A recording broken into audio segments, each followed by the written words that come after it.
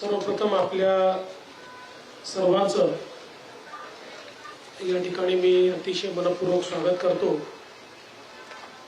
आणि हिवाळी अधिवेशन आहे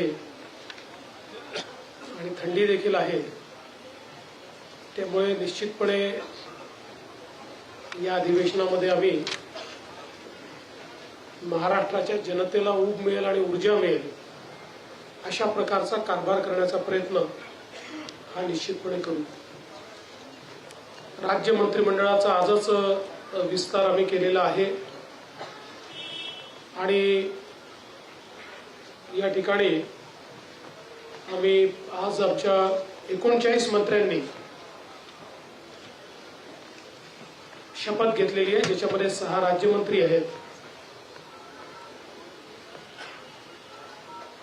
आजपासून आमचा गतिशील कारभार आम्ही सुरू केलेला आहे। अर्थातच तुमचा पुढचा प्रश्न जो असणार आहे त्याचं उत्तर दादांनी आणि शिंदे साहेबांनी दिलंय की खाते वाटप कधी, तर येत्या 2 दिवसात खाते वाटप देखील आम्ही पूर्ण करू। जवळपास सगळी क्लॅरिटी आमची झालेली आहे आणि या अधिवेशनामध्ये आपल्याला कल्पना आहे की राज्यपालांच्या अभिभाषणावरची चर्चा, पुरवणी मागण्यांवरची चर्चा, सत्तारूढ पक्ष आणि विरोधी पक्षाच्या प्रस्तावावरची चर्चा आणि त्यासोबत जवळपास 20 बिलं या अधिवेशनामध्ये येणार आहेत। कारण मागच्या काळात निवडणुकीपूर्वी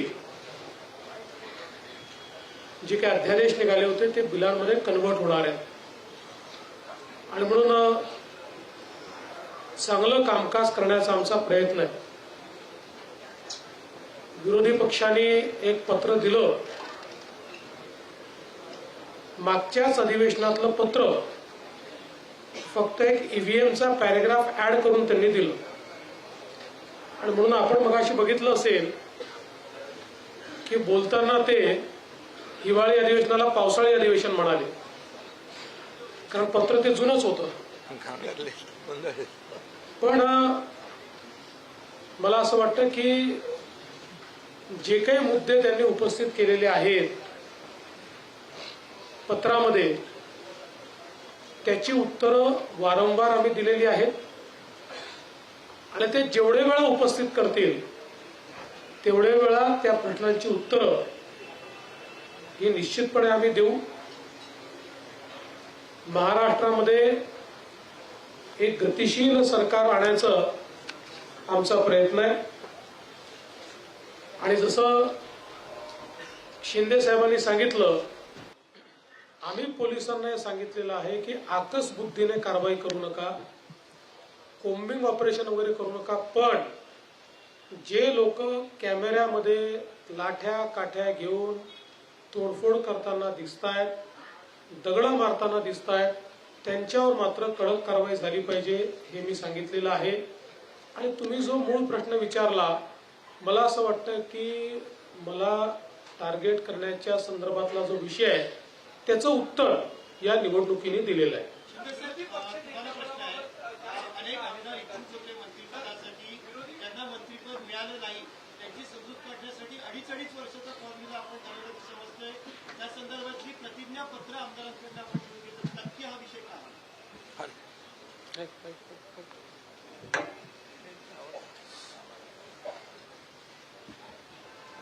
खरं म्हणजे अनेक लोक त्यांची क्षमता असते, मंत्री बनण्याची अपेक्षा असते, इच्छा असते, त्यामुळे जे काम करू शकतील, कॅपेबल आहेत आणि कोण ज्यांना दिलं ते त्या क्षमतेचे आहेत, ज्यांना नाही दिलं ते त्या क्षमतेचे नाहीत असं नाहीये। आणि म्हणून आम्ही एक पक्षाचा एक निर्णय घेतलाय, 2.5 वर्षाचं मंत्रिपद, जो काम करेल तो पुढे जाईल आणि त्यामुळे आम्ही पक्षाने ठरवलेला तो निर्णय आहे. त्यामुळे मला वाटतं अनेक लोकांना संधी देऊ शकतो आणि खऱ्या अर्थाने माझी भूमिका स्पष्ट आहे की जे पद जो विभाग ज्याला मिळेल त्याला पूर्ण न्याय दिला पाहिजे आणि जो परफॉर्म करेल त्याला संधी मिळेल. आणि त्याच्यात आपण म्हणतो ना काय इंग्रजीमध्ये परफॉर्म ऑर पेरिश, तर त्यामुळे जो परफॉर्म करेल तो पुढे जाईल. सर, माझा प्रश्न होता विरोधी पक्षनेते पदाबाबत काय भूमिका आहे सरकारची? विरोधी पक्षनेते पदाबद्दल सरकारची भूमिका काहीच नसते. त्याचा निर्णय कायद्याने आणि नियमाने अध्यक्षांनी घ्यायचा असतो. अध्यक्ष जो निर्णय घेतील तो आम्हाला मान्य असेल. आमची कुठलीही अडवणूक त्यात नसेल, आमचा कुठलाही दबाव त्यात नसेल. अध्यक्षांनी उचित निर्णय करावा, आम्ही त्याचा सन्मान करू. सर, यही सवाल जो शिंदे सर अपने पार्टी में कर रहे हैं, 2.5 साल जो है मंत्री बना के रखने की, क्या बीजेपी भी इसी फॉर्मूले पे काम करेगी या फिर? देखिए, उसमें से आधा तो हम करने वाले हैं. यानी क्या करने वाले हैं? हम परफॉर्मेंस ऑडिट ये निश्चित रूप से हर मंत्री का करेंगे और परफॉर्मेंस ऑडिट में जहां ये ध्यान में आएगा कि मंत्री उचित काम नहीं कर रहे हैं, उस समय उस मंत्री का पुनर्विचार किया जाएगा. हा, एक मिनिट. जसं देवेंद्रजी म्हणाले तसं मी 2.5 वर्ष म्हणजे 2.5 वर्ष त्यांनी काही करावं असं नाही. त्याचं पण परफॉर्मन्स ऑडिट, त्याच्या कामाचं मूल्यमापन केलं जाईल.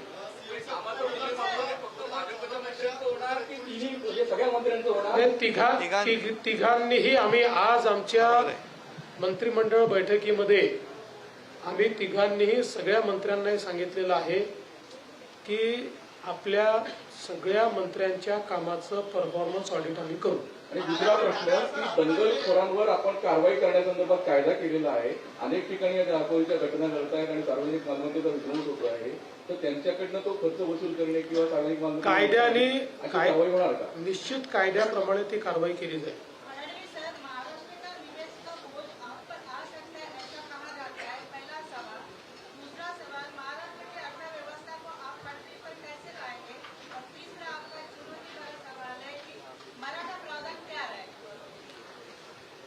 तुम्ही वाट बघा. या तिन्ही विषयांवर आम्ही योग्य कारवाई करू. महाराष्ट्राची अर्थव्यवस्था ही चांगलीच आहे. आम्ही जे काही योजना आता केलेल्या आहेत त्या योजनांचा बोजा हा निश्चितपणे अर्थव्यवस्थेवर पडेल.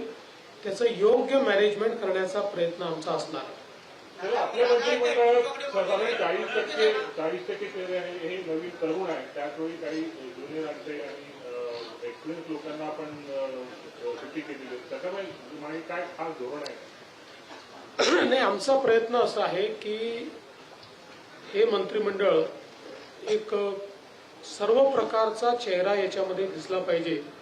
त्या दृष्टीने काही जुने जाणते नेते आहेत, काही तरुण आहेत, महिलांना देखील आम्ही चांगल्या प्रकारे संधी दिलेली आहे. विविध समाजांना आम्ही संधी दिलेली आहे. ओबीसी समाज असेल, मराठा समाज असेल, धनगर समाज असेल, आदिवासी समाज असेल, एससी समाज असेल, विविध समाजांना देखील आम्ही प्रतिनिधित्व दिलेलं आहे. सर्व समावेशक अशा प्रकारचं मंत्रिमंडळ तयार करण्यात आले.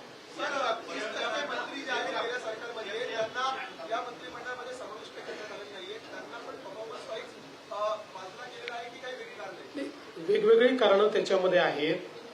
अनेक वेळा काही मंत्र्यांना याकरता घेण्यात आलेलं नाही. मी भाजपचं सांगतो आमच्याकडे की पक्षाने त्यांना काही वेगळी जबाबदारी द्यायचं ठरवलेलं आहे.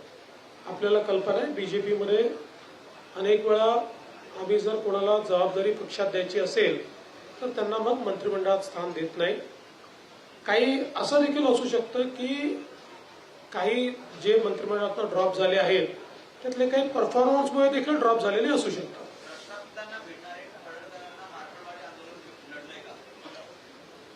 मला असं वाटत नाही. आणि शेवटी गोपीचंद पडळकर हे आत्ताच विधानसभेमध्ये निवडून आले. त्याच्या आधी ते विधान परिषदेमध्ये होते. उत्तम काम करणारे कार्यकर्ते आहेत. थोडे ॲग्रेसिव्ह आहेत. हा, हे निश्चितपणे आहे की आम्ही त्यांना हे सांगितलं की बोलताना त्यांनी संयम ठेवला पाहिजे, हे त्यांना निश्चितपणे सांगितलं. पण तुम्हाला सांगतो, एक चांगलं भविष्य असलेला तो नेता आहे.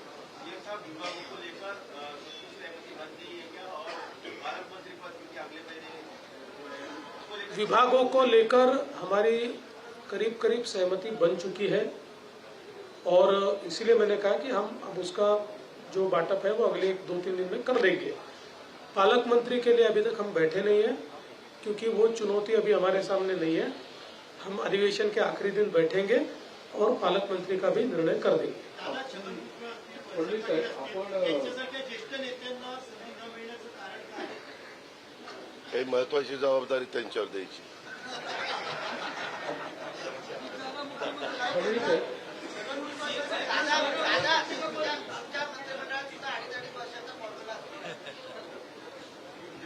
अडीच महिन्याचा पण असू शकतो.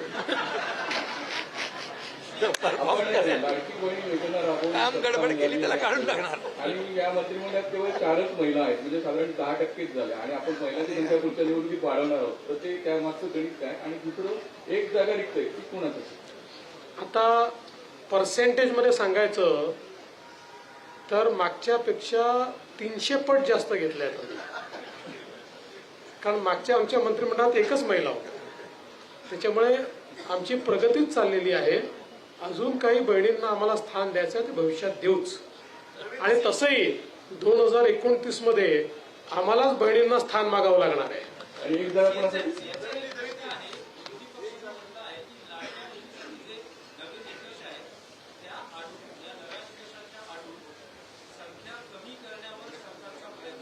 माझं विरोधी पक्षाला आव्हान आहे की नवीन निकष कुठले आहेत त्यांनी सांगावे. कुठले नवीन निकष आहेत ते त्यांनी सांगावे, एवढं माझं त्यांना खुलं आव्हान आहे. देवेंद्र भाऊ, सभागृहामध्ये तुम्ही अनेक वेळा सांगितलं होतं, उदाहरणार्थ औरंगजेबाच्या संदर्भामध्ये जी काय आंदोलनं झाली, ती घोषणा झाल्या का, त्यावेळेला तुम्ही सांगितलं होतं याच्यामध्ये काहीतरी षडयंत्र आहे, ते आम्ही योग्य शोधून काढून त्यांच्यावरती कारवाई करू. त्याचबरोबर मराठा आंदोलनाच्या वेळी पण काही हिंसाचार झाले, त्याच्यावेळी तुम्ही सांगितलं होतं हे राजकीय षडयंत्र आहे, ते शोधून काढू आणि आम्ही सांगू. आतापर्यंत ते शोधून काढण्यात आलेलं नाही म्हणून ते सांगण्यात आलेलं नाही, किंवा शोधून काढले पण ते सांगायचं नाही. सगळ्या गोष्टी तुमच्या समोर आलेल्याच आहेत. काय लपलेलं आहे? जे जे झालंय ते तुमच्या समोर आलेलं आहे. ते पुन्हा नव्याने सांगण्याची आवश्यकता नाही आहे. पण काही गोष्टी मात्र तुम्ही जे म्हणालात, विशेषतः अराजकतेच्या संदर्भातल्या, त्याचा खुलासा या अधिवेशनात मी करणार आहे. शिंदेसाहेब, उद्धव ठाकरे पुन्हा एकदा हिंदुत्वाकडे वळलेले आहेत. हनुमानाच्या मंदिरामध्ये महाआरती असो किंवा विरुद्ध आक्रमकतेने मांडतायत. आता खरं म्हणजे हे उशिरा सुचलेलं शहाणपण आहे. काय हिंदुत्व काय टी शर्ट आहे का तो बदलता येतो?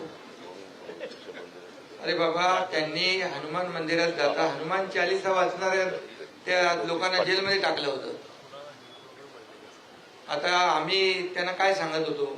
आम्ही बाळासाहेबांचं हिंदुत्व आणि हिंदुत्वाचे विचार घेऊन सरकार स्थापन केलं, तेव्हा आम्ही काय सांगत होतो त्यांना?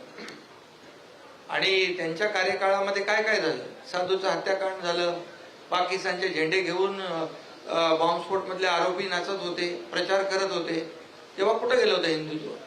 आता महाराष्ट्रातल्या लोकांनी त्यांना जागा दाखवली आणि ती जागा दाखवली आणि त्याच्यामुळे ते आता हिंदुत्वाचा पुकार करू लागले. सावरकरांचा महाविकास आघाडीच्या स्टेजवर सावरकरांच्या बद्दल कधी बोलले ते? आणि जो हौद से गई वो बूंद से नहीं आती है. सीएमचं वारंवार विरोधात तुमच्यावर आरोप करत आहेत की महायुतीमध्ये समन्वयाचा अभाव आहे, समन्वय नाहीये तिन्ही नेत्यांमध्ये आणि अधिवेशनामध्ये तिन्ही नेते एकमेकांच्या फायली बाहेर काढतील. कोणी तुम्हाला कोणी सांगितलंय? संजय नाही नाही, अरे बाबा, अच्छा, अरे बापरे, विश्व काय, आम्ही इथं तिघं बसलो. मला तुमची क्यू येते भाऊ. काय तुम्ही संजय राऊतच्या म्हणण्यावर प्रश्न विचारता, एवढे सिनियर तुम्ही जर्नलिस्ट, तुमचीच क्यू येते मला.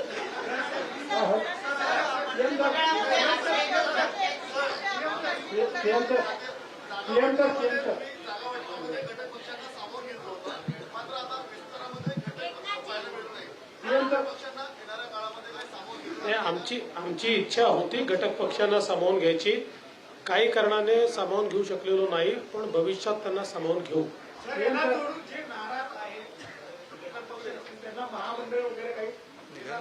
नाराजांना आम्ही समजून सांगू, आमचेच आहेत, त्यांना नक्की समजून सांगू.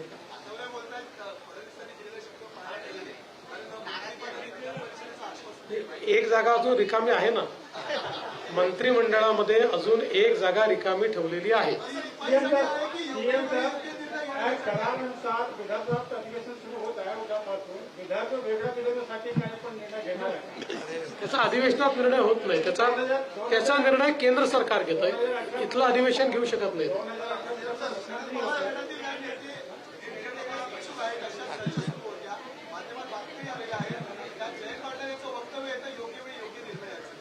आमच्याकडे पूर्ण बहुमत आहे. आमच्याकडे भरपूर लोक निवडून आलेले आहेत. त्याच्यामुळे आमच्याकडनं तरी आता कुठलाही प्रयत्न नाही. एकनाथजी, प्रश्न असा आहे की आपण म्हटलं हिंदुत्व बदलता येत नाही, पण आता तुमच्या वेळेस हिंदुत्व नाही, टी शर्ट आहे का हिंदुत्व बदलायला असं म्हणालो मी. आणि महत्वाचं म्हणजे हिंदुत्व कधी बदलूच शकत नाही. घेतला होता गोमाता ही राजमाता, पण हिंदुत्ववादी कार्यकर्त्यांची अशी मागणी आहे की मनुष्य वधाचा गुन्हा दाखल झाला पाहिजे जर गोमातेला मारलं तर. कारण गोकत्तल होते आहे, गोमाता कापली जाते आहे आणि वारंवार या घटना होत आहेत की ट्रक सुद्धा जाळले जात आहेत. तर मोठ्या मोठ्या घटना अजूनही होत आहेत. तर तो ठोस निर्णय होईल का आता? नाही होणार ना ठोस निर्णय. त्याच्यावर कडक कारवाई करू. त्याच्यात कायद्यामध्ये आणखी आपण आणखी जे काही बंधनं आणता येतील ती आणू. परभणीच्या घटनेमध्ये काही अर्बन नक्सल कनेक्शन पाहायला मिळत आहे का? अद्याप अशा प्रकारचं कनेक्शन दिसलेलं नाही. तथापि या घटनेची चौकशी चाललेली आहे.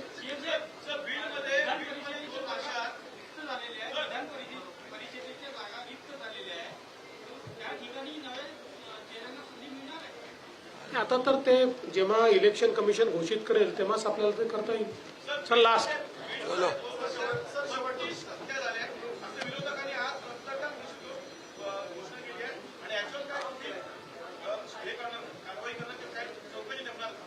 मी मगाशीच सांगितलं की बीडच्या घटनेवर आम्ही SIT नेमतो आहोत आणि कायदा आणि सुव्यवस्थेच्या संदर्भात कुठली हयगय केली जाणार नाही. अतिशय कडक कारवाई त्या ठिकाणी केली जाईल. धन्यवाद, थँक्यू. अजून पुष्कळ करायचं आहे आपल्याला. तर विविध प्रश्नांवरती विविध मुद्द्यांवरती सरकारने माध्यमांशी साधलेला हा संवाद. लाडकी बहीण योजनेमध्ये कुठलेही नवीन निकष नाहीत अशी स्पष्टता सरकारकडनं आणण्यात आलेली आहे. स्वतः मुख्यमंत्र्यांनी यावरती भाष्य केलेलं आहे. त्याचबरोबर गेल्या वेळेपेक्षा यावेळी महिलांना अधिक संधी दिली असा आवर्जून उल्लेख सुद्धा मुख्यमंत्री फडणवीस यांनी केलेला आहे. मुख्यमंत्री फडणवीस, उपमुख्यमंत्री शिंदे आणि अजित पवार यांची नुकतीच ही पत्रकार परिषद पार पडलेली आहे. नागपुरातनं ही पत्रकार परिषद आपण बघत होतो. शपथविधी सोहळ्यानंतर कॅबिनेटच्या बैठकीनंतर तीनही नेते माध्यमांशी बोललेले आहेत आणि लाडकी बहीण योजना असेल, त्याचबरोबर विरोधी पक्षनेते पद असेल, विविध मुद्द्यांवरती सरकारकडनं भाष्य आलेलं आहे.